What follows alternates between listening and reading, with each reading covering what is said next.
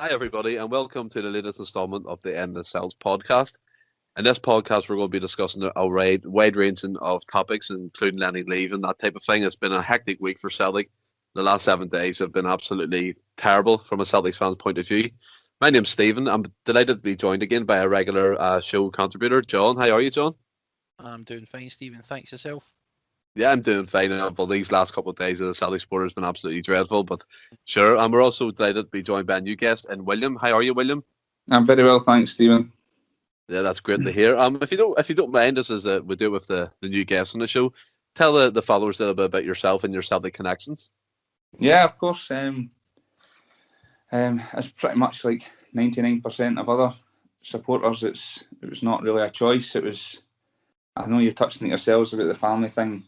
My father was he was born profoundly deaf and had to go to a deaf and blind school, and it was St Vincent's School just down the road from Parkhead, and the Lisbon Lions actually opened it up, and he got his photos with all the players. He's still got photos of Billy McNeil and stuff signed in the back and stuff like that. So I think that's where his love affair started, and that was just handed down to me. I got taken to games when I was younger with him, and we had the season book for years and years and years. And yeah, it was just that was it from there. First love, the longest relationship we'll ever be in, is Glasgow Celtic. So yeah. No, that's fine. I mean, it's what me and John always say. It's family. It's everything you're born into. So it's fantastic, William, to have you on the show, and I hope that you'll be on again in the future, which no doubt you will be. Yeah, but what we're going to thank you very much. What we're going to start with today, I mean, it's the glaring topic in every Celtic fan's mind, is the departure of Neil Lennons. Me and John did a wee video during the week just to give our reaction to it. William, I'll go to you first. What was your overwhelming feeling towards Lenny leaving Celtic? Hard, wasn't it? Oh, sorry. It's a hard, wasn't it? I listened to your video midweek, and I remember you asking what was the word you were looking for, and John was struggling a wee bit. But for me, I was screaming at it as well. Relief was the main, not just for us, but for Lenny as well. You can see it was taking its toll on him. It was just, unfortunately, it just seems to be about 4 months too late. That's the season's pretty much over with. But yeah, relief was the main feeling. It's sad. It's very, very sad. We didn't want to end this way, but it's the right thing to do, and I'm just relieved that we're at this stage now. So, I mean, as you say, Laura, I said that in the podcast. Relief. To me, the relief is more that you know that it's ended, but at the same time, you look across the dugout, and two of the three people at the dugout are still there. We'll get on to that obviously later in the show. But going to you, John, obviously a few days to reflect on the situation of Celtic and Lenny leaving. Has your feelings changed, or have you thought about anything else that you would like to add to what you said on your reaction video? No, I pretty much stand by everything that I said. As I say, I think we can all agree, or at least all decent Celtic fans will agree, what Lennon done for the club as a player and a manager in his first stint was phenomenal, and he'll never be forgotten for it, and everything that he's had to endure as well in terms of the sectarian abuse and all that. He's always going to be respected, and he's always going to be a legend in regards to the club. But like I says, the club's bigger than any individual, and I've said that a number of times.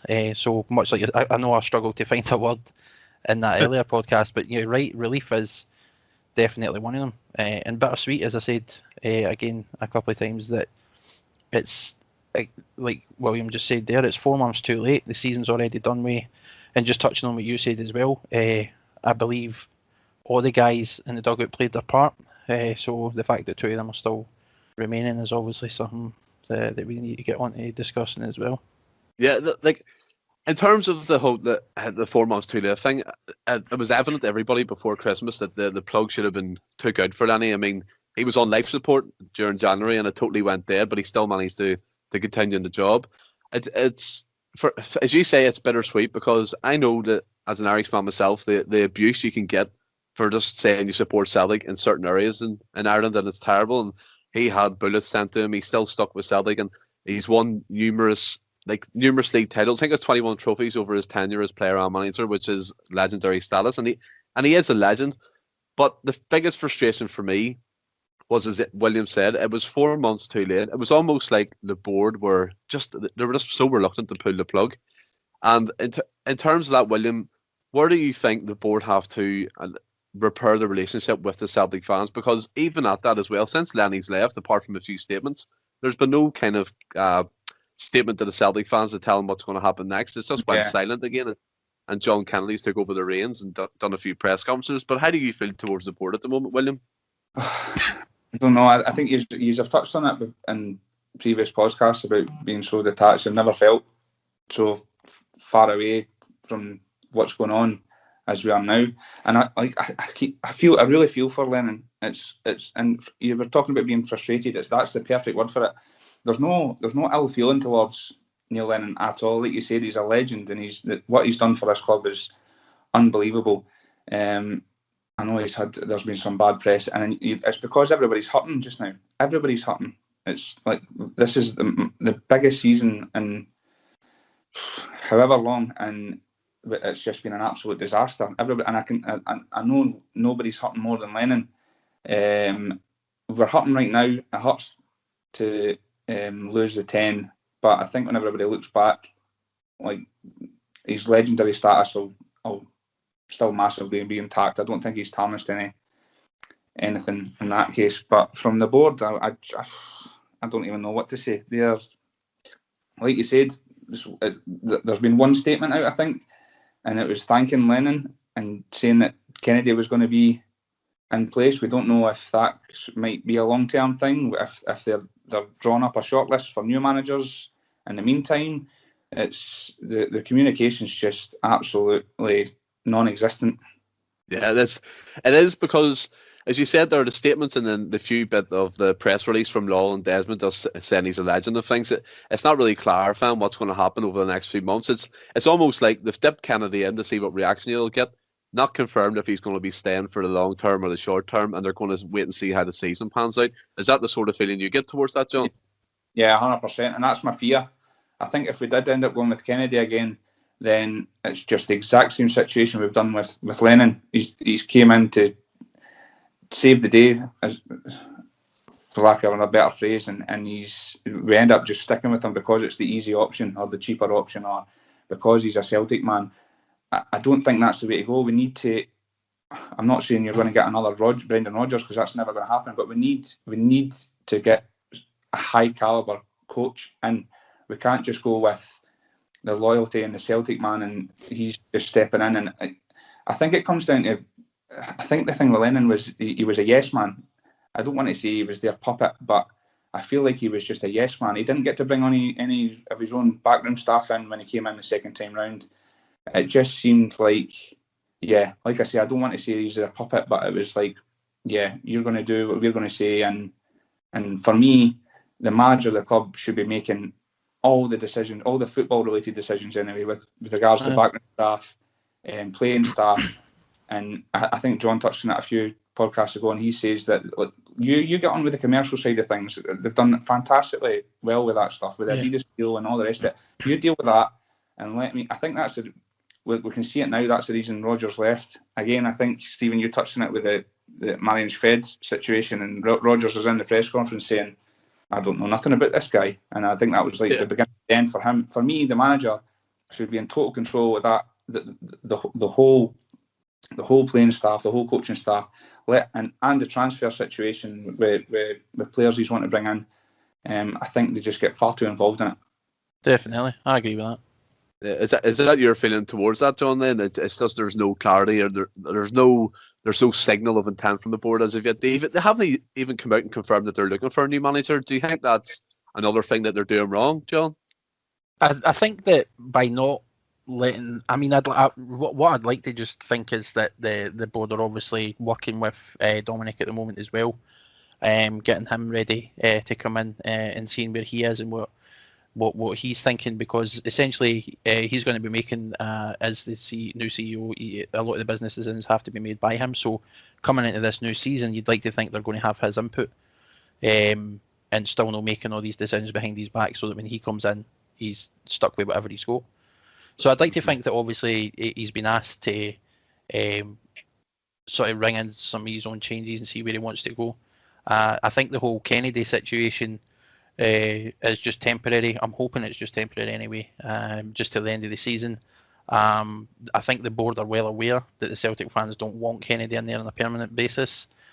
Even if he wins every game 6-0 between now and the end of the year, he's not the man for the job going forward. And I just I feel that the disconnection between the board and the Celtic fans at the minute is significant. And if the board want to do anything in order to repair that relationship, then they need to start by making sure that they're listening to the fans. Yeah. I mean, as I said last week, look how easy it is for us to put out a recording of a podcast out to people to listen to and hear their views. And Celtic have more equipment and more facilities than we do, and they still can't manage it. But if we look back on Lennon's time as manager, I just want to focus on his managerial time at Celtic. His playing career speaks for itself. There was some pretty considerable highs, and I'll throw a few out there, and I'd like to know what your highs are back. I've got down here the Barca victory with 1-2-1. That was our anniversary as well. And then also the likes of Lazio away. And a lot of people don't realise this, but his win percentage is 70% or 70-odd%, which is second highest in Celtic's history. I'll go to you, William. What kind of highs come out to you when you think about Lennon's time at Celtic? Yeah, they were the two that you mentioned there that were obviously the Barcelona victory is just ridiculous. At the time, that was one of the, if not the best club teams in world football ever. I actually thought under Rodgers he was a bit, I don't know if naive's the word, but we went in Europe, he thought he could play that way, and we've just not got we didn't have the players or the skill level. And I thought when Lennon came back in Europe, we would actually progress better. But that didn't happen this year. But yeah, Lazio was a massive win for us as well. It's been like Europe away in Europe, we've just had a horrendous time over 30 years or so. So they were big. I don't know if he had much to say in his first term in charge with regards to transfers as well and players that he wanted to bring in, but he brought in some unbelievable players in his first term as well. So they would be highs. We had the likes of Van Dijk and Wanyama, and I was a massive fan of Gary Hooper as well. If we had somebody like him in the team right now, you would think he'd score a barrel load of goals. So that they would be highs for me as well, getting to see the likes of them playing at our heads and in his first term. But this second term round, there's not very many highs. I think Lazio's a big high, and obviously he won trophies again, taken over from Rodgers, and the quadruple trebles. He's the manager that won the last trophy there. So yeah, they're massive. I think as well, William, you bring up the recruitment. I'm actually glad you did, because if you look back on this first spell, and you're rightly to point out, the players he brought in, they were hard-working players. They were players who would give you the graft, the likes of Hooper, the likes of Ledley, Burham Kyle to an extent, and you go to this season, this team, they seem to, when their backs are against the wall, they seem to fold, they seem to put the heads down, and that you wouldn't associate that with a Lenny type squad. John, see, in terms of the highs as well, as we spoke about with William, what comes out to you when you think about Lenny's both spells as manager? What's the first thing you would think of in terms of matches and the supporter experience? I mean, I have to agree, obviously, that some highlights. That Barcelona game was incredible. Granted, we spent like 99% of that game in our own half, but it was a defensive masterclass. The players we had on that side were extremely good at defending. We sort of stifled Barcelona's movement, which they were famous for. Like William says, that at that point in time, that Barcelona side was probably regarded as the best in the world. They were absolutely phenomenal. They were winning everything. And you look at the players that we had during that period as well, and you talk about marquee signings, bringing in Forster and stuff like that, and managing to keep him there at that point were all big decisions that obviously played their part. And then again, you go back and you look at the trophies that he's won since he came in as a manager, and how we performed in Europe during his first stint. But that's what he says. It's this current team under Lennon just seems to fold defensively, which is weird, because in his first stint as manager we played a lot of defensive football. But I think that comes back to a lot of these guys He's inherited obviously that squad for Brendan Rodgers, and it was drilled into them to play a particular type of football. And you have to ask whether or not Lennon coming in and being a completely opposite in terms of his tactical mindset, completely opposite, whether that's had an effect. And I mean, because you can see the team still try to play this passing game for the back, working into the box, and that, I don't think that was ever really Lenny's sort of style. That was usually get the ball up the park, playing longer balls, defending well, being more like compact at the back and stuff. So yeah, I mean, like I said, we go just speaking in these highlights. You can't obviously forget the trophies he's won as a manager. Coming in when Brendan did leave, like you said, he answered the call. He came in, secured the league, won another treble in his own right. But it's just the game's changing, and I don't think he's quite caught up with that yet. I mean, when we go back to the Barca game, if you look at that game, there's a defender in there, F.A. Ambrose, who now plays for Livingston, if I'm not mistaken, and he played in that game and was fantastic in that game. If he can get that type of performance out of players like that, you're scratching your head thinking, why isn't that work this time around? And we also started that game with Miku up front, and Brown was out injured, and we still managed to beat, as William said, the best club team in the world at that time. And you think, if he can do that with them players, that type of caliber, this team must just be severely lacking everything in terms of confidence and mentality. Going on to what else I was going to say about his highs, I have a pretty good game down here. The Rangers game, a 1-2-1 at home, when James Forrest banged in the goal. I think it was in the last couple of minutes anyway, or the last 10 or 20 minutes, and that was a game that kind of catapulted us towards the league that last season anyway. And then the Hearts game, when he won the treble, when he came in for Brendan Rodgers, he got that over the line. And as you said, Johnny, he answered the call and he was there. And I think at that point, if you look back with hindsight, he should have walked away then. He should have put his hands up and said, look, I've done my job. It's time for Celtic to bring someone in to bring him to the 10. Yeah. Now, if we move on to some of the more lower points of his Celtic tenure, if you think about the Ross County this year, they've beat us twice, and that was the bottom of the league team anyway at the time we played them there last week. St Mirren have got the better of us. Ferencvaros in Europe, Sparta Prague beat us 4-1 twice, home and away. The Rangers games have been absolutely shocking. I mean, William, what does that point to this season? Do you think the team just kind of down tools for Lenny in the end and just wanted him away? I think so. You're talking about all the lows. They've all happened in the last 6 months. Funny enough. You're talking about, when you're touching about how that team we had against Barcelona is one of the worst starting 11s we've had in the last God knows how long. And you're right, motivation. That's a massive thing I've noticed recently, especially in his post-match interviews. He looked like a defeated man. I mean, if I was a player and he's acting that way, he's giving half-time team talks and he's got that same demeanour he has in post-match interviews, I'm in no way motivated at all to play for him. I do think he lost the dressing room. Bearing in mind, we've not lost anybody from the last season or two. We've not lost anybody major apart from Big Fraser Foster. This is the same team that's winning treble after treble. You know what I mean? It's not like there's no big loss. So what has happened? Where is the motivation? Where's that Callum McGregor that was driving us forward? Where's that Edward? We've seen glimpses of Edward speech, but where's that same Edward? Where is James Forrest? Has been a massive miss. You know what I mean? He has. Where are these players?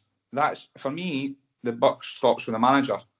It's down to him to motivate these players. That's why Brendan Rodgers was because that, for me, he's a coach first and foremost. He's a man-to-man manager. He'll make these players feel like they're 10 feet tall. Look at the difference in James Forrest before Rodgers was in charge. I can remember, myself included, talking about James Forrest in a Celtic shirt. I was like, oh my God, this is the worst player I've ever seen. Rodgers turned him into an absolute machine. He's been, and it's evident this season because we've missed him so much. We need somebody that can make these players feel like they're 10 feet tall again. Yeah, in terms of that, William, as well, my opinion on the players, especially this season, they seem to be they're so soft-centered. It's like if you criticise them, their heads go down. If they lose a goal, they're basically giving up in the game. And it's you look across, and maybe that's maybe just poor timing for the cameras, but you look across to the dugout, and Lennon's just sitting there with his feet up, or he's looking at a laptop, or he's talking to Kennedy, and Kennedy's shrugging his shoulders like he's not giving the care in the world. I mean, John, moving on to you, what do you think in terms of the lows we've discussed? Where do you think the tipping point was for the players to be like, I'm not playing for this manager no more. I just want them away. As bad as that is, there will be professional players out there who don't react to that type of management, as William alluded to. And where do you think that goes with the squad we have at the moment, John? I mean, I think it definitely. I mean, we have to, and this isn't a slight on Lennon, but we know Lennon over the years, the type of player that he was, and the type of manager that he was. He doesn't take any shite, for lack of a better word. And I think there'll be an element of that in the dressing room as well. I don't think he's done himself any favours when he started coming out and pointing the finger at certain players. And with everything else that's going on with the whole COVID thing and not having the fans there, this entire season has just been a low for him.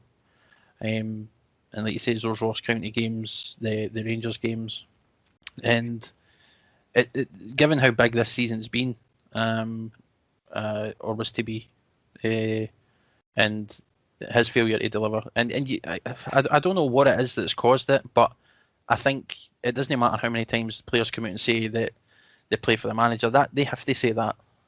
You know what I mean? It's just paper and cracks, because it's evident when they're on the park. It's evident when the camera cuts to the dugout and you see the guys there, Lennon and Kennedy, they don't look like they're interested in talking to one another. Strachans gets he'd buried in a laptop or a pad. It just looks to be really disconnected this season for both the players, the fans, his own staff. We don't know what it is. There's obviously, I firmly believe that there was stuff going on behind the scenes that we don't know about. We'll probably never know. But I mean, it was evident. And I think, like you said, I think players just, no case of down in toes, because I think players should have a wee bit more professionalism about them. But I mean, you look at some of the decisions he's made tactically as well. You're putting midfielders up front with 3 strikers on the bench. You're playing players out of position. You're sticking with guys when they're underperforming. It's just not been great at all. And in terms of his low points overall, it's hard to look at any other season he's been with us in low points, because he's been highly successful as a manager. And it's hard to say anything when he came in and replaced Rodgers that anything in that season was a low point, because we won the league. Then winning the treble again for the 4th time. And then in his first stint, it's like he obviously started the 10, that run. So you can only really look at this season, but I think it just showed how, I don't know what the word I'm looking for, but disconnected that he himself, the board, and everybody is for the fans, and it just looks so disinterested to me. Yeah. I know that's the biggest thing for me. Like, see, for me, he's so tactically inept. There's no any plan B. There's never been a plan B in any game. We play the exact same way. I know you've touched on it in pretty much every podcast, Stephen especially, where we play in front of the defence. There's nobody in behind. There's been no width. Playing this diamond shape, again, I know you've touched on it, and Anthony was saying in the last podcast that the round pegs and square holes thing, but we're playing pretty much 4 number 10 in the same team, and he's trying to get this diamond shape in just so he can play this team. I think as a manager, you need to be strong, and you've got however many number 10s. Pick one of them. Go with Christie or go with Turnbull. Pick one of the two. Play a centre half at centre half. Beat on at centre. No, play a centre half at centre half. Play a winger on the wing. Play a striker up front, and take it from there. Yeah. I fully agree. Yeah. You're 100% right, because the way you said there as well, and I know I said it, the players have down tools, but what annoys me is with the modern day players is they don't realise this is Celtic Football Club. You should never, no matter who the manager is, down tools, because this to us is the greatest club in the world, the greatest football team in the world, and we support them with everything we have. And the club continues to take money off supporters, hard-earned money, especially in a climate like this, and have the cheek and the audacity not to not to let the supporters be aware of what is actually going on within the club. Granted, I understand there's some things that can't be said out in public, maybe in private, but the way Neil Lennon left, I've heard so many other people saying it, it's left more questions than answers for me, because there's been no clarity, as I said, from either side or either party as actually what happened. Yeah. And in terms of the low points as well, as you actually did allude to there, William, he is tactically inept. I think his tactics are suited to players who react to shouting, motivation, that type of thing. And that's why it really annoys me when there's former professional football players coming out and saying that Roy Keane will suit Celtic. No, that can't happen, because he's just like another Neil Lennon to me, and we'll go on to replacements in a wee second anyway. But touching upon the lows again, there's been plenty of them this season, and I think the one that really stood out to the supporters and the wider football public was not even a football match, but it was a trip to Dubai and bringing the Julian to the squad holiday or training camp, or whatever it's going to be portrayed as, and basically the COVID thing happening, and that kind of for me kind of threw everything that could have happened this season right out the window. And what I've seen as well over the past couple of days, and I don't like to speak about them on the podcast, but the team from across the city, their players broke COVID rules, and you've heard nothing from them from the government as well. So Yeah. I can see why certain aspects of Celtic get really annoyed at that, and it really irks me now. I've seen it again. But William, I'll go to you as well. In terms of that Dubai trip, and what do you think after that happened? It seemed like there was more fallout than ever with the club. I mean, that trip was designed to bring players closer together and get the training going and get hard work in warm weather. But it seemed to do the opposite effect, especially coming back and missing 2 games, the first team anyway. What do you take from that? Yeah, 100%. It shouldn't have happened. And the worst thing about it all was Lowell's statement. It was ridiculous. I think it was a Celtic View presenter asking him questions. So he's obviously known the questions beforehand. He's not getting challenged, and it just seemed like an apology being made because that was what the supporters wanted, or it was the right thing to do. It wasn't an apology in the slightest. It was ridiculous. I was actually hoping that I said to my friend last week that before Lennon resigned, and he kept challenging Sturgeon and saying it's just treating us different. And I was like, I really hope to God Sturgeon just deports him so that we don't have him in charge anymore. The Dubai trip should just never have happened, especially like you said with Julian going. He's out for the season. Why is he over there for the? I think, you know what? Andy Walker was doing the Sky game after it. I can't remember who it was we played, and I thought he summed. And I don't like him at all as a pundit, but I thought he summed it up perfectly when he's talking about, especially with the fans. These season ticket holders are paying fortunes. They're not getting to see a game. They're seeing a live stream on a laptop or a TV or whatnot, and these players are having chartered flights over there and having drinks and spending all this money that these fans are ploughing into the club. Why not use that money to, I don't know, refund X amount of your ticket back for the year or whatnot, instead of flying guys out that are earning thousands of pounds each week to I don't like using the word have a jolly, because that's what it seemed like they were doing. And usually with these Dubai trips, they're saying that they're great because the team kicks on and it is team bonding, like you said. But we've seen none of that since I've come back. So, yeah, all round it was just a terrible idea. Yes. I mean, looking at it as well, John, in terms of the fallout coming back, do you think that just totally derailed the whole season? Any type of run we could have got going towards then January till the end of the season, that was totally out the window, because we've seen in January we didn't win a game. I'm pretty sure the Dubai trip was a knock-on effect of that as well. What's your take on this half of the season in particular after Christmas? Well, I mean, you seen the cracks starting before that, and we were calling for Lennon to walk before all this. Then that happened, and like you say, everybody else the fans are paying £600 or so for a season ticket to watch games on a live stream, which isn't the greatest of quality. And then they're stuck indoors. They can't go anywhere. They can't see family, friends. They can't meet they can't do nothing really.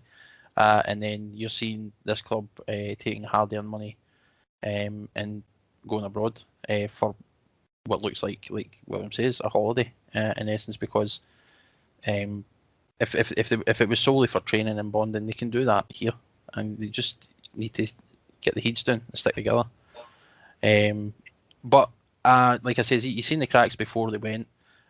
Obviously, that did have a massive knock-on effect as well, because like he says, games being postponed. I think we lost 11 or so first-team guys to the sort of self-isolation carry on for weeks as well. And that would have played its part. So I can see why since returning for that trip. I mean, I can imagine that being over there, everything was great, everybody was bonding and getting on absolutely fantastic. But when you're coming back to mass criticism, you're finding out that a player's ended up contracting COVID, and the 11 of your guys matches are being postponed, and 11 or so guys need to self-isolate when you've still got games to play, is obviously going to take its toll as well.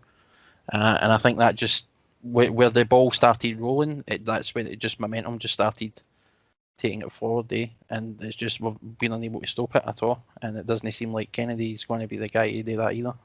No, it doesn't, because in terms of the season as a whole, as you both have said, it's been an absolute disaster from start to finish, and I don't like to see any man lose his job, and I wish Neil Lennon all the best. I'm sure you two would echo that as well.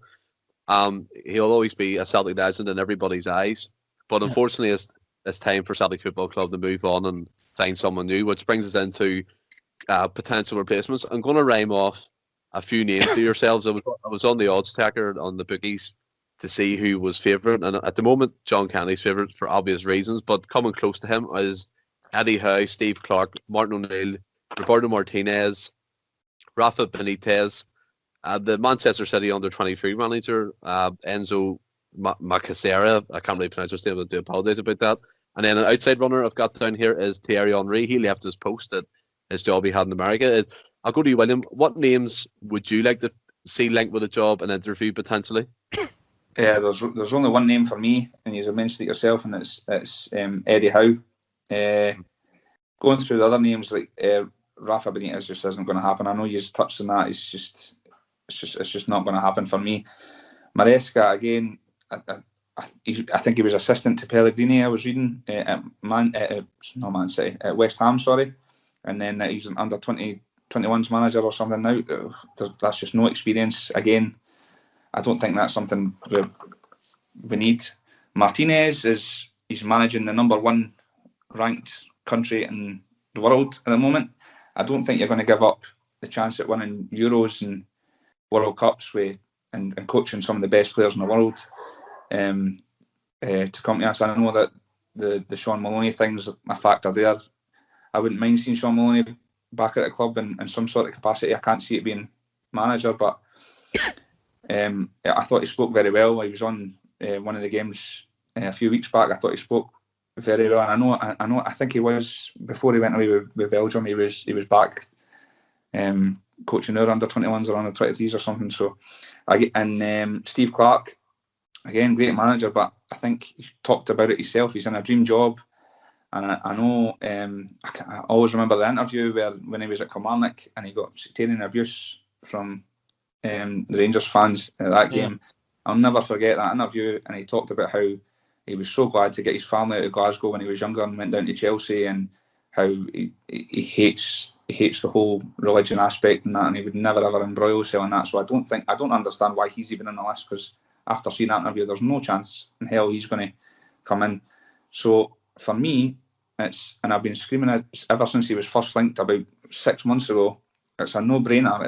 It's got to be Eddie Howe. I think he's in the Brendan Rodgers mould. He's a coach first and foremost. He developed players.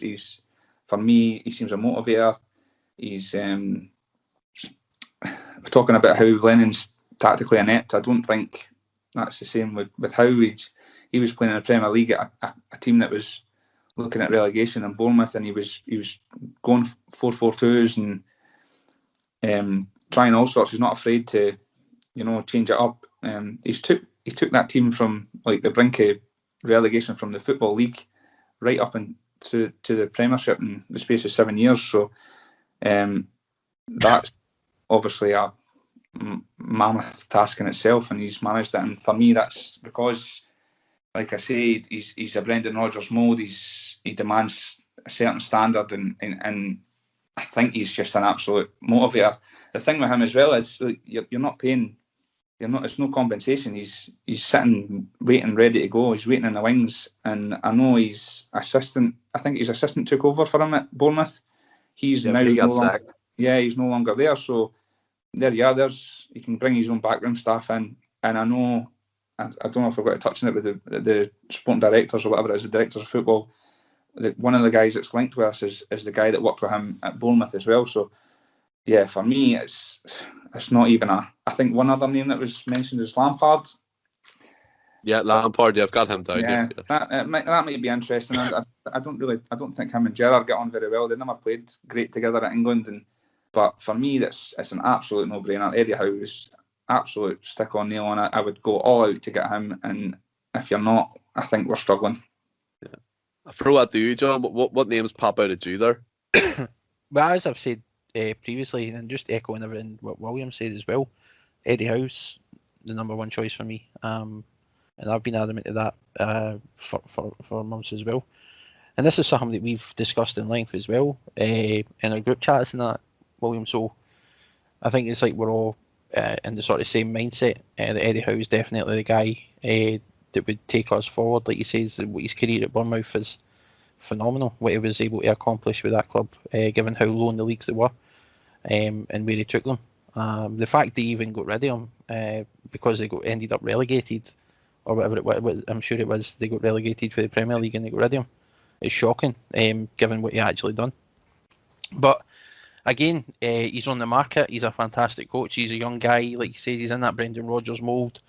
He's obviously tactically sound. He knows, like you said, he's not afraid to take chances. He's been punching above his weight with a much smaller club and a much bigger league. And I know the money down there obviously means that Bournemouth are able to throw money at players that we'll never be able to, because we've just not got the same sort of financial setup in Scotland. But it's, in terms of club stature, this is, and even if he was to come in here for a few seasons, it's a perfect place. And I hate saying it because I don't believe this Celtic should be a stepping stone. We shouldn't be a shop window, but I mean, we need to be realistic. It's like playing in Scotland, we're somewhat limited. You can dominate the league and you can focus on Europe, but ultimately, any players that come in here are going to want to play in better leagues. And it doesn't matter how big the club is. If the league's not up to scratch and you're not playing against the best week in, week out, then players are going to want to leave, and that managers are the same.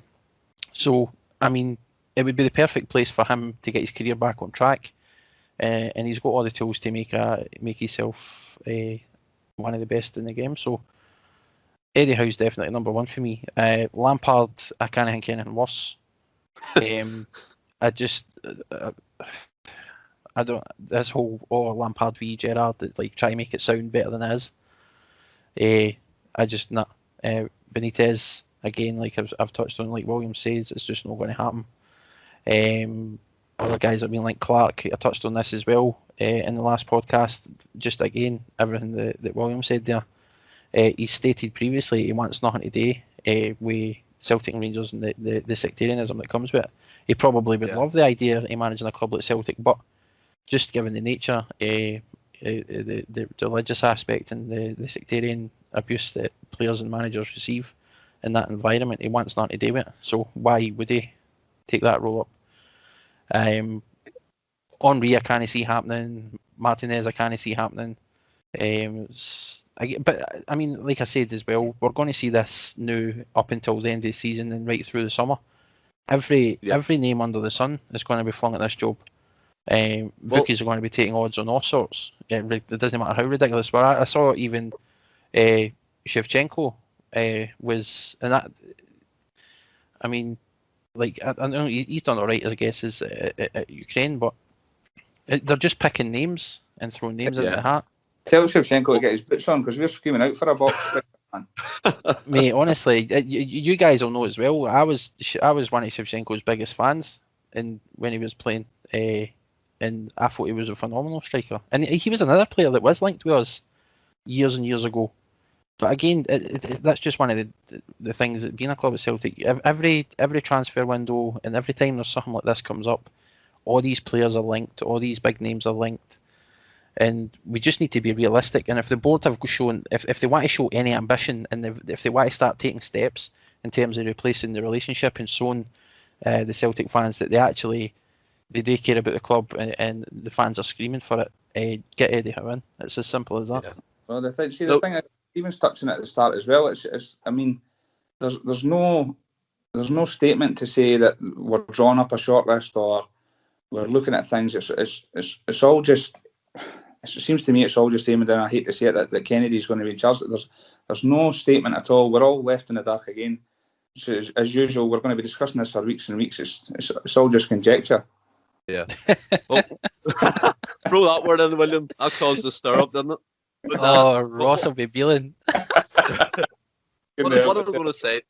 What I'm going to say is as well, and I know, and you said names are getting thrown at this, and I did see an odds taker, a 50-1 came in Bobo Baldi. I mean, could it happen? You never know. But in terms of management, I'm going to touch upon another name that I was listening to TalkSport, and there was a few pundits on. I think it was Darren Bent, and he suggested Sean Dyche. Okay, and before we go into it, and I put Sean Dyche on the Celts Instagram page, and he seemed to get a good reception. A few fans are saying no, but the majority of the fans are saying yes to that.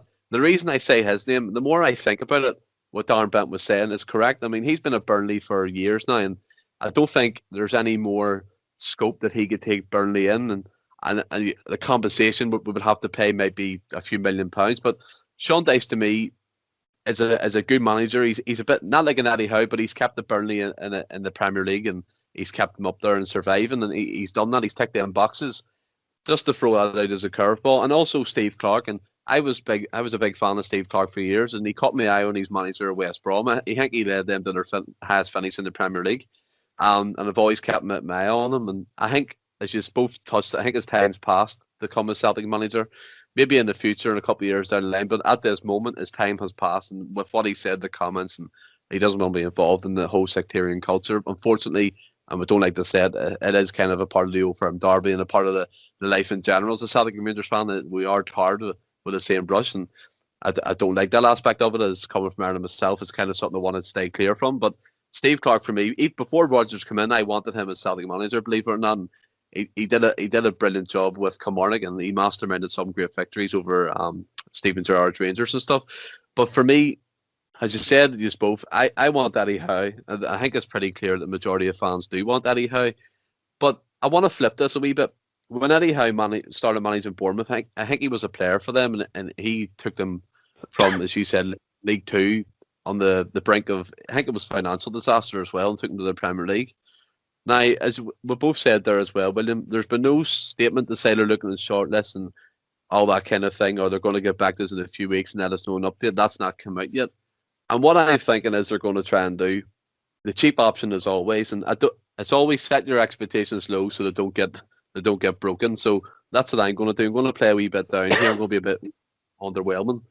I think their plan is for John Kennedy to give a good impression to the fans for the next 8 games and show the fans what his teams are going to play, and then look to bring in an experienced director of football or sporting director. That brings me on to Kennedy's role at the minute and his chances. For me, his chances should be zero, because it will piss me off if the players start performing for him, starting with Aberdeen, because that would just point to me that he was part of the problem why the players didn't want to work for Lennon. And he's been there front and centre with Neil Lennon all season. And if he starts becoming this masterclass genius, then you know that he was holding back and he wanted Lennon away himself. What's your opinion, John? I'll come to you first on John Kennedy's role and chances within Celtic in the coming months and coming years. Coming years. Well, hopefully not years, but I mean, it doesn't look like we're going to get rid of him anytime soon. Well, I mean, like I says, he definitely know the man for the job for me going forward. All right, just keep him out at the end of the season, because at this stage, it doesn't really matter. You definitely want to see some action being taken and some movement from Celtic, them discussing that they're bringing somebody in. But I don't think any of the fans are going to be happy, and there'll be a backlash if after the failures of this season, if they announce Kennedy as a manager going forward. Especially when you're coming up to a time where they want people to renew season tickets. The board have got a lot of making up today, and Kennedy appointment is gone backwards for me. Like you says, it's taking a cheap option. It's just showing a lack of ambition, complete disregard for the support, and I mean, I do and I don't agree with these banners, but like you touched on as well, Stephen, the board were warned when the fans were in the stadium, don't fall asleep at the wheel. And that's exactly what they've done. The fans are pissed off, and quite rightly so. And the board need to actually start taking account and holding their hands up and saying, right, look, we've not made the best of decisions, and actually showing that ambition. And again, Kennedy's not the man. So, and I mean, how often do you see players when a manager leaves? 9 times out of 10, their backroom staff go with them. It's a group effort.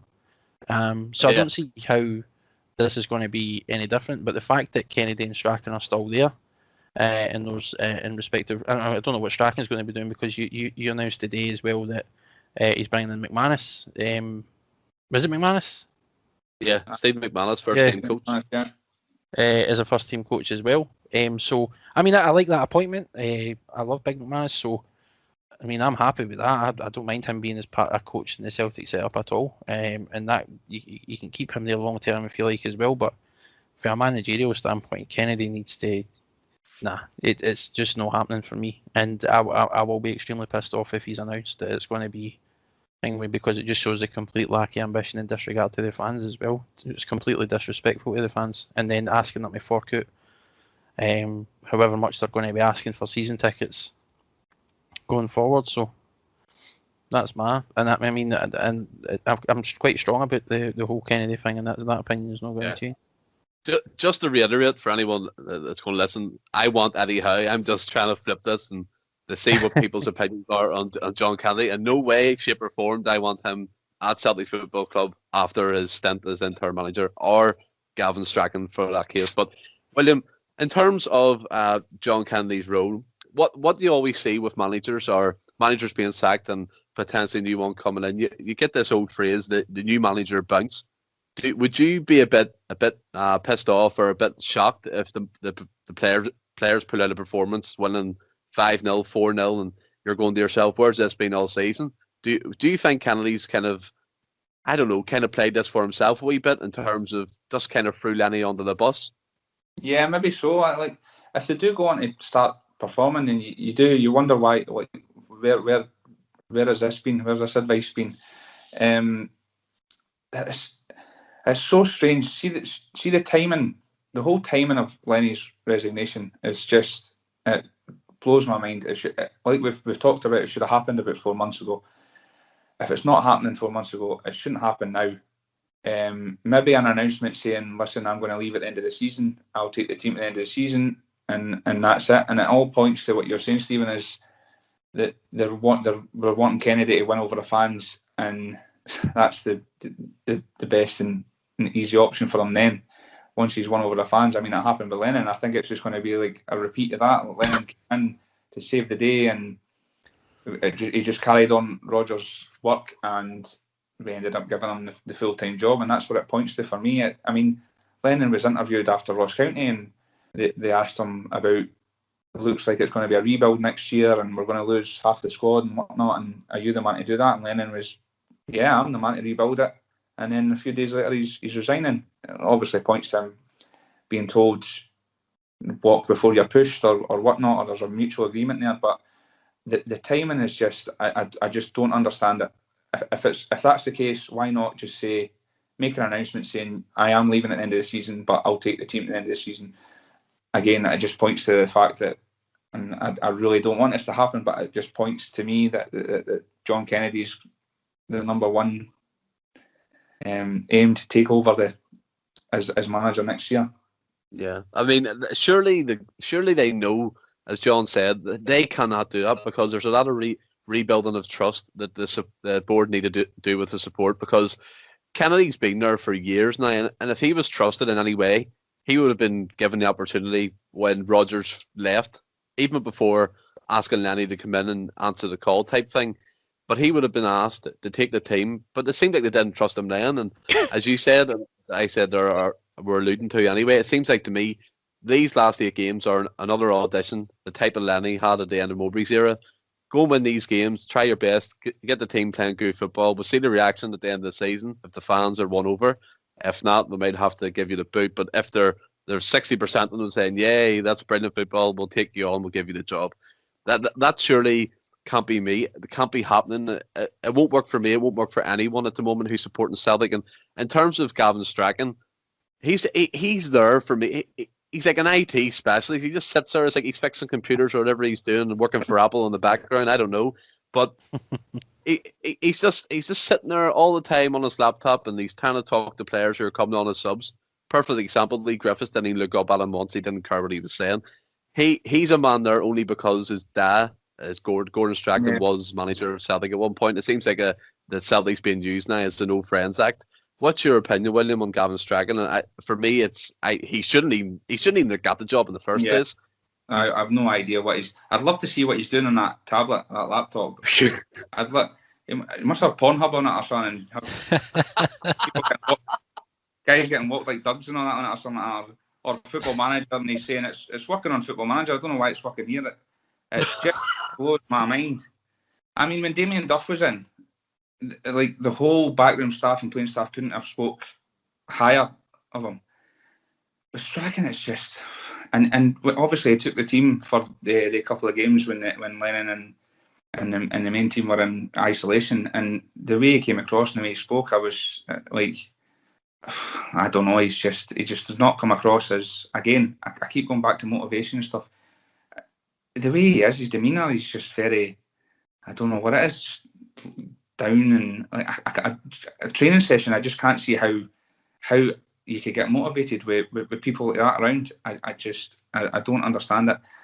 And I know, like, for me, it's how you come across. And like Kennedy comes across very well when he's speaking post-match and stuff and about the club. And I listened to him today, and he came across very well. But I mean, there's talk in the game and coming across well, but that doesn't stop the ball going in the back of your own net on a Saturday afternoon. Yeah. There needs to be some sort of.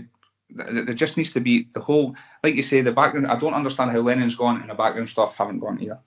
That needs to be either all or nothing. And again, go back to it. Lennon. The timing is just, for me, it's just like we're going to be here till the end of the season, but then we're all gone, and then the board come out and go, right, we've got a short list of names, so we're going to get them in, and they're going to bring their own background stuff in. It just doesn't seem to be the way Celtic are going at the moment. The way you said there about Strachan, he almost makes you a bit lost for words because you can't describe him. And granted, he worked at Peterborough in League One level, and maybe that's his level, but coming up to Celtic's a different ball game. I mean, you're coming up into a club that's coming for the most historic season, the 10 season. The pressure's going to be magnified, and when he first came in, and I remember he'd done that interview at the start on Celtic TV. Even then, I was like, this guy's not for Celtic. He just looked like to me, he was there in the background. If someone wanted to go up and talk to him, he'd be more happy to talk to people, but he wouldn't actually go and talk to people himself. He's just on the laptop all the time. It's like, it's I don't know, John, what way would you describe Strachan and his future at Celtic? I mean, I've made my opinion on it pretty clear previous, so I'll keep this brief, but I think he and Kennedy should have walked with Lennon, and the board should have, they should be getting the fit down, finger out, and then just getting somebody in and making us aware that process has already happened. There's already a shortlist, like you say. There needs to be communication. I don't know what he's doing. I don't even know what his role is. Even when Lennon was there, Lennon's the manager, Kennedy was your assistant. So what did Strachan actually do? The PowerPoints? Yeah. Like, I mean, what was his official role? What was he doing? I don't know. I always call it always reminds me of that. You know, you go into a pub and there's always that strange man in the corner reading a paper on his own and never. Then when you go near him, he starts pointing out news articles in the Aye. paper and that. No, but Thank you. I don't know what he was doing, but it's I don't think he's never going to be anywhere near as good as his dad either, and we just need to let him and Kennedy go. Yeah. Well, we'll switch Strachan off for now. No more chat about him. So we'll move on to the rumours of the sporting director. And I've got down here 3 names. I want to start with Fergal Harkin. That's a name that pops up all the time. And that's where the link comes with the Manchester City under-23 manager, Enzo. What way do you say it, William? Because I can't say it properly. Maresca, I think it is. Maresca. Yeah, Maresca. Thanks for that. Enzo Maresca. So that's where the link comes in there from Fergal Harkin, because he works at Man City. I think he's the head of their scouting operations or some sort of title like that.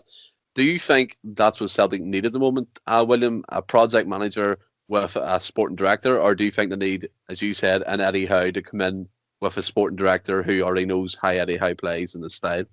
Yeah, I think if you were going for Howe, I think it would be it's a no-brainer to bring somebody in that he's comfortable with working before and he's already got a working relationship with. I think recruitment's going to be massive next year. I think there's going to be a big turnover. I think you discussed it before in previous podcasts. Eddie's gone. The other 3 strikers haven't shown their worth yet, so we're going to need somebody to score goals. And I think there's a lot of deadwood in the team that we need to get rid of and bring new staff in. So it's massive. The decision they make over the next couple of months or whatever needs to be right.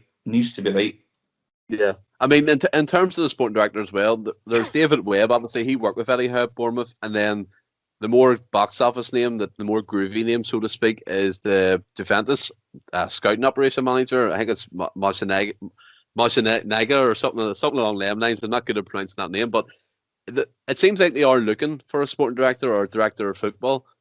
But John, do you think it's more important to get the manager sort of first, or do you think let's just start with the sporting director, director of football role, and then work their way down to management?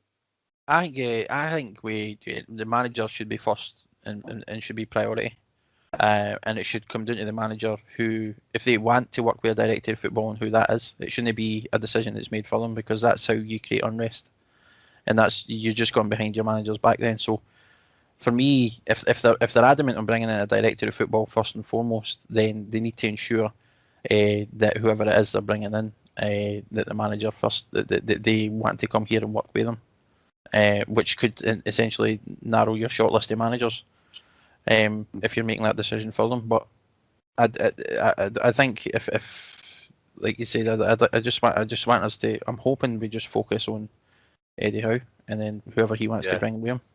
Yeah, I mean, what I've seen as well, Eddie Howe, he's a name that Celtic fans have crying out for months now, and the unfortunate thing is, it's coming to the end of the football season in England as it is in Scotland, and there's a couple of managers there, likes of Roy Hodgson, that might not be there next season at Crystal Palace. There's already rumours of him being linked to them sort of jobs. And what always bugs me about Celtic is they try and wait to the final moment where they can make business and they can do this, make this happen, but it never ever works. We've lost out on so many targets doing that, and I think that Eddie Howe is going to be one of them. He'll be managing in England soon enough if we don't make the move, because he is approachable. It's not like you're going to Pep Guardiola being like, leave Manchester City and come to Celtic. That's not the type of manager. It's Eddie Howe. He's a free agent, and as William had pointed to, we'll have to pay no compensation.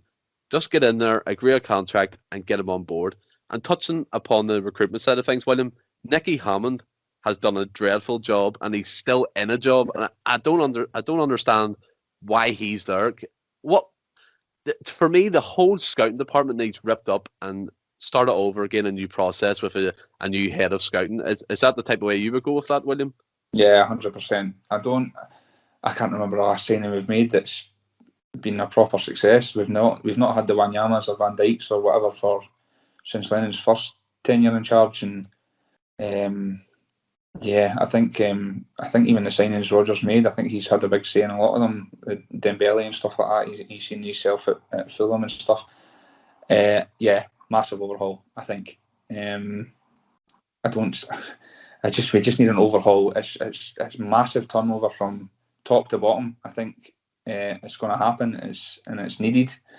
We've rested on our laurels for this season for the previous seasons. I think we've just turned up and expected to win everything again, and that's, you can never turn up and expect to win the lot. So yeah, scouting massively. But I mean, the signings we made this year, as much as like, I don't know about you guys, when the signings were made at the start of the season, I was very pleased. I was really pleased with what we brought in.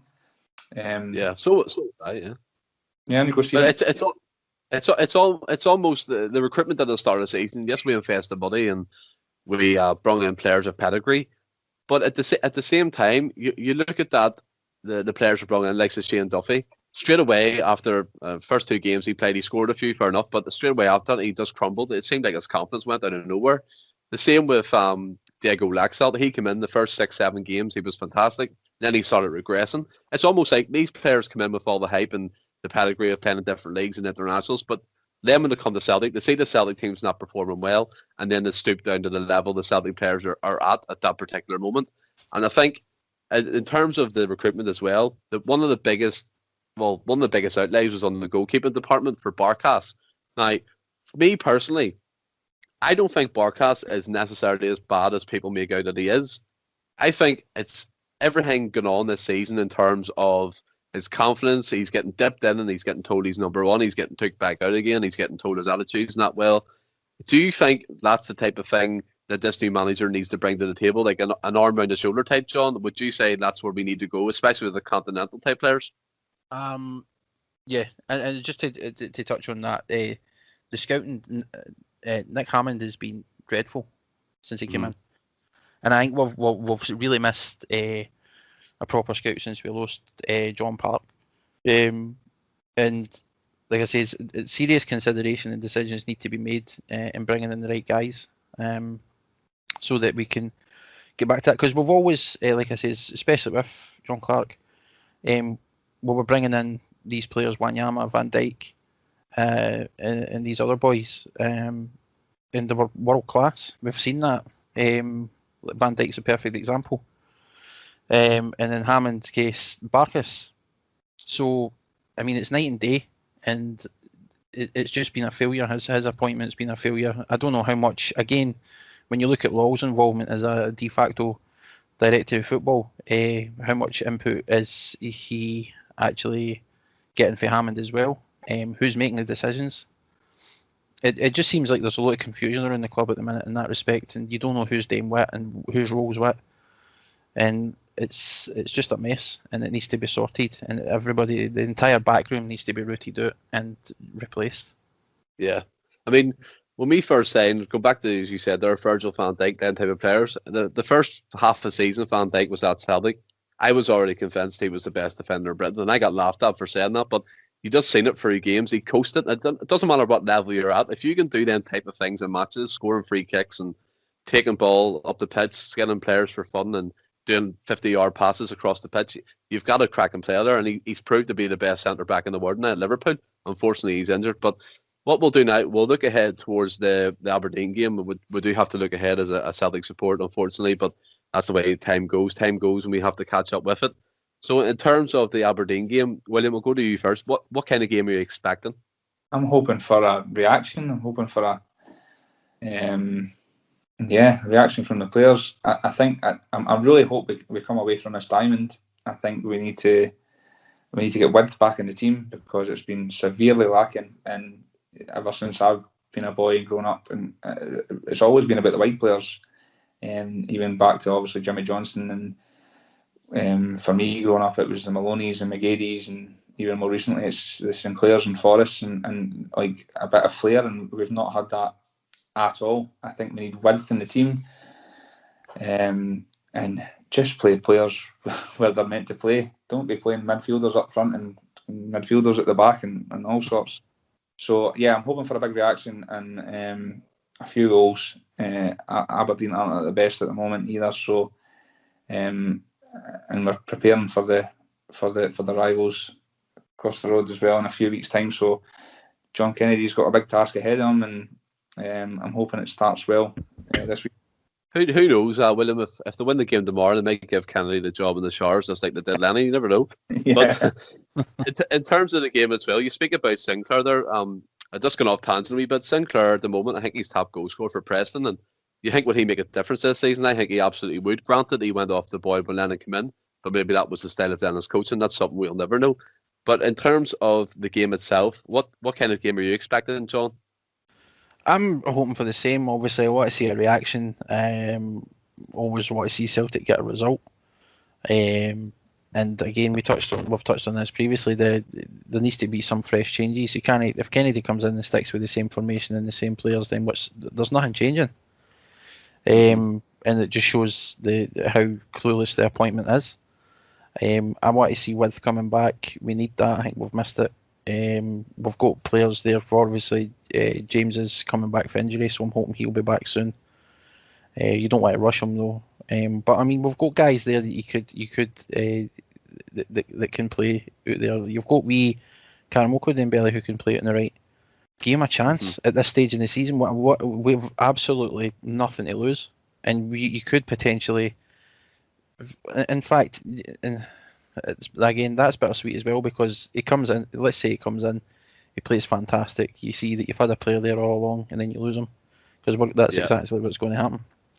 But I mean, we need to do something. There needs to be fresh changes made. There needs to be a reaction. Kennedy needs to make some changes in terms of the personnel that's on the park. Stoke, like he says, all these number 10s, fine for the same sort of playing them all in the middle of the park. And there needs to be proper shape and there needs to be a bit of tactical guidance because as it stands at the minute, it's just a mess. Yeah, I mean, for me, it's going to be interesting to see how the players actually put up the performance, the reaction, as you said. And I think I said it previously. I will be a bit pissed off if they come away with this 4 or 5-0 because that performance is in them. You know it's in them. It's the base of the players that have been there throughout this run we've been on. The likes of Ayer, Brown, McGregor, Edward, them types of players, even El-Nusi to a certain extent. But it's almost for me that well, I mean, these games just before El-Nusi's still one of our top goal scorers and he never plays. No, that's what I was about to say.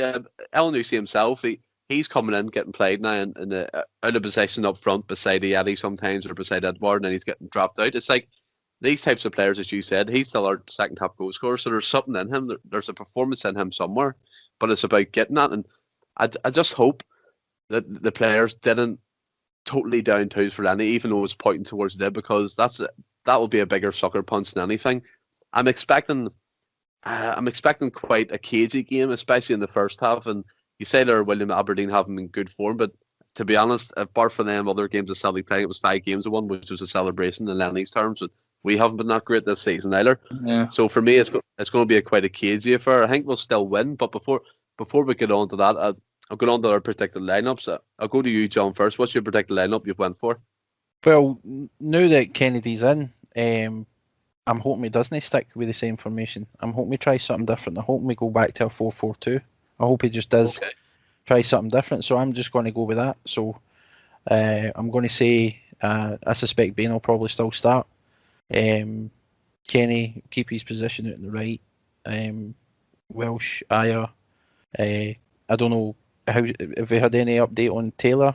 I've not seen anything. It's still out. So again, Lax out then. And then I don't know, like make here start, let El-Nusi start out on the left. Just try something different. We need to see something different. I'm going to say I want to see Turnbull and Sorrow in the middle of the park. There's a tough one. Who do you play out on the right? Play Ryan Christie out there. I mean, don't get me started on that. He's more likely to play his natural position, but I prefer him out on the right than up front. Because he's capable of drifting in, and we've seen him do it in the past. And it's like, I don't know, but I haven't got anybody for the right yet. But I'm hoping we stick with 4 in the middle of the park. And then I'm going to say, and I'm really hoping that Lennon and the issue with Griffiths is also away, and that Kennedy doesn't have the same problems, and that Griff starts with Edward. It'd be interesting to see. Like, what about yourself, William? What have you gone for? I think he's going to go back to the 4-2-3-1 formation. I think he's going to start with Bain and go, obviously, We've got Kenny right back, Ayer and Welsh in the middle. I think, what did you say, Taylor's out? I think he's still out, yeah. Oh, jeez, oh. I know, I might go off a tangent here, but I know John's a big fan of Laxalt and the rest of it, but I think he's, for lack of a better phrase, absolute dog shite. His positional awareness is absolutely horrendous. That for the free kick for Ross County's goal on Sunday, he tackled the boy at right back. He was right next to John Joe Kenny. He reminds me of that little boy in the playground that just wants to tackle everybody. Doesn't matter where it is, the ball goes, he just runs straight for the ball, tackled. I don't follow the ball. In the World Cup Team of the Year. He doesn't follow a man. He just, where's the ball? He's like a dog trying to chase the ball. But we've not got much else there, so we'll have to go with Laxalt at left back. I think he'll go with Brown and McGregor. It's the two in midfield. I hope he goes well. Yunusi on the left, like you say. This guy's a second top goal scorer. He was our top goal scorer up until 2 or 3 games ago, and the guy's been fantastic. And he can't get in the team, all because Lennon was trying to keep these 5 number 10s in the same squad for some reason. So I would go El Yunusi on the right, El Yunusi on the left. Sorry, I'll go Christie on the right, Turnbull number 10, and Eddie up front for me. Yeah, I say I've went back to the 4-2-3-1 as well. But see, before we go on the lineup, John, I want to pick on a point you made about Christie drifting in and stuff. And there was a point in Kennedy's press conference today. I don't know if you took anything from it, but he said if individuals in the team think they're going to make the difference, then they're wrong. I don't know if that was a dig towards any type of player, but if it was, for me it'd be Christie. But that's just my opinion. In terms of my in terms of my team, I've made a few changes, okay, and I've went with Barkas back in nets, Kenny right back, Welsh, Ayer, Laxalt, Brown, McGregor, Johnson coming in from the right, Moy from the left, Turnbull for the middle, and Eddie up top. Any thoughts on that? So who'd you say on the right? Johnson. All right, that's interesting. It's just for a winger. Now that you boys have said that 4-2-3, I think that's quite an interesting one to go back to, because we know it didn't work at the start of the year, which is why we switched to the diamond. But it raises an interesting point. I mean, obviously you're kind of spreading your bench a wee bit thin if you try it, but like, I think it'd be interesting to see just behind the 3, the Scott Brown and Sorrow maybe playing together and commanding that middle of the park and allowing the boys to maybe get a wee bit further up. And like I say, we need to do something in terms of playing like in behind the defence, because it's just not working and every team's caught on to it now. I think for me, that's why he needs to go back to that formation, because again, Stephen's talked about it so much. We play so much in front of the defence. I think one point at Ross County, there was a still. I think I seen it on social media. There was a still, and there was about 4 or 5 players all standing in that number 10 role in front of the Ross County defence. We need width back. We need to, and I feel, you know what, I really like Greg Taylor. I know he's a defender first and foremost. If he had a wide player that he could overlap. We need to work the ball from left to right to left, trying to find these spaces to get in behind and get the ball in the box. I think for me, that's what's been severely lacking. Far too many number 10s in the squad, all just dawdling. It's all fine and well playing these 5-yard passes and keeping 80% possession, but at the end of the game, we're getting beat for counter attacks and 1-0s off. No disrespect to these teams that are lower in the league. There needs to be. For me, it needs to be this width put back in the side. I think another point as well about the width and stuff. Turnbull, for me, that would get the best out of him as well, because if he has wide players to play them diagonal balls to, or even inside the left and right back, that's perfect for him, because you can see he can play them balls all day long. But it comes back to the forward plan. We touched on it last week, John. The wide areas have been severely neglected, especially the last year and a half. If you're relying on just James Forrest and Mikey Johnson to get you through, you're on a hide to nothing really, because Johnson, we've seen, is injury prone, and Forrest unfortunately picked up the injury which ended the season basically, and then you're scratching your head who you're going to play out in the wing. And I do agree with you, John. Carmichael Dembele, is another thing of wasted youth, because there was so much hype about him for years and years and years, and you've seen it. He's played above his age groups, and even when he come on a few times, you've seen that he had quality. And why we've let this wee lad run down his contract without giving him proper first team football is beyond me. Even from the bench, a couple of games here and there, it's a joke. It's just wasted youth. We'll move on to the score predictions and the goal scorers. I'll go to you, William, first. What's your score prediction and also your goal scorer prediction? I'm going to go 3-0. I'm going to go Eddie with 2 and Christie with 1. Eddie with 2 and Christie with 1. No problem. What about yourself, John? Based on obviously the formation I picked, I'm going to say 3. I mean, I know that formation is not going to happen, but I'm trying to be optimistic. So you're going to wide setup. I'm going to say 3 as well, and I'm going to say Turnbull and Eddie. I'm going to go 2-0. I'm going to go Eddie to get 1 and Turnbull to get the other. Now, hopefully that happens when we get a good victory and stuff, but we've said it previous as well. It's a bit of a damp squid, really, because the season is basically done, and all we can really hope for is the next 8 games we do put up good performances. I think we'll have 2 games against Rangers left, and I don't know what's going to happen. We may fall even further behind, and I don't know. But this season's been absolutely shambles. Yeah. But William, I think the only aim now is just to try and make sure that they don't go the whole league season undefeated. To be honest with you, I think we really need to beat them in one of the 2 games. Yeah, I think that's vital, because our invincible season was an invincible season. League Cups, we won the treble, and they're trying to claim theirs.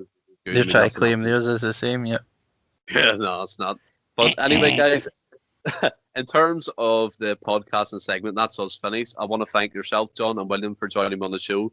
It's been a brilliant show, and William as well as a newcomer to the show. It was brilliant having you on, and I look forward to having you again in the future. Have you enjoyed your time on the show? Yeah, it was brilliant. It's nice to have another platform to vent my frustrations and share my joys with. So it's been an absolute pleasure, guys. Thanks very much for having me. Yeah. No problem at all, William. Thanks very much as well. So, as you said there, William, this page is for fans just to vent and say how they feel, and I hope we're coming across like that as well. The opinions, we're taking them all on board. We're replying back as well, so it's brilliant that way. We're growing day by day, Twitter, YouTube, Spotify, Instagram, and we do appreciate all your support. But in the meantime, until Tuesday of next week when we're back on, I hope you all stay well and keep safe and enjoy the match tomorrow. Hail, hail.